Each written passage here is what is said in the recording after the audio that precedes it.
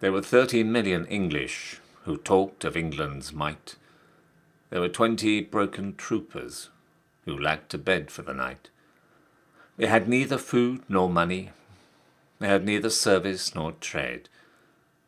They were only shiftless soldiers, the last of the Light Brigade.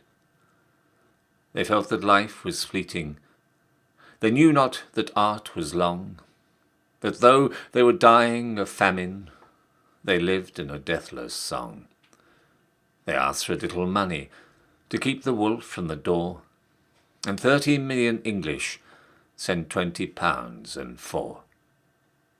They laid their heads together that were scarred and lined and grey. Keen were the Russian sabres, but want was keener than they. And an old troop sergeant muttered, "Let us go to the man who writes the things on balaclava the kiddies at school recites."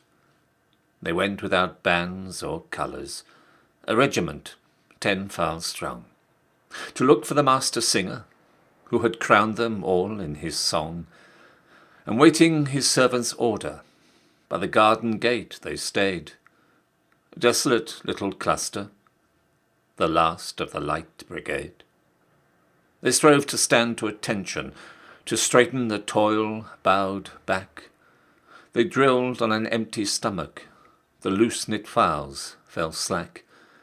With stooping of weary shoulders, in garments tattered and frayed, they shambled into his presence, the last of the Light Brigade. The old troop sergeant was spokesman, and begging your pardon, he said, "You wrote of the Light Brigade, sir. Here's all that isn't dead. And it's all come true what you wrote, sir, regarding the mouth of hell. For we were all as nigh to the workhouse, and we thought we'd call and tell. No, thank you. We don't want food, sir.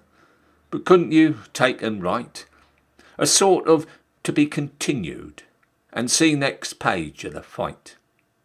We think that someone has blundered. And couldn't you tell 'em how? You wrote we were heroes once, sir.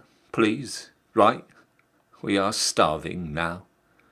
The poor little army departed, limping and lean and forlorn, and the heart of the master singer grew hot with a scorn of scorn, and he wrote them wonderful verses that swept the land like flame, till the fatted souls of the English were scourged with a thing called shame. O 30 million English, that babble of England's might, behold, there are 20 heroes who lack their food tonight.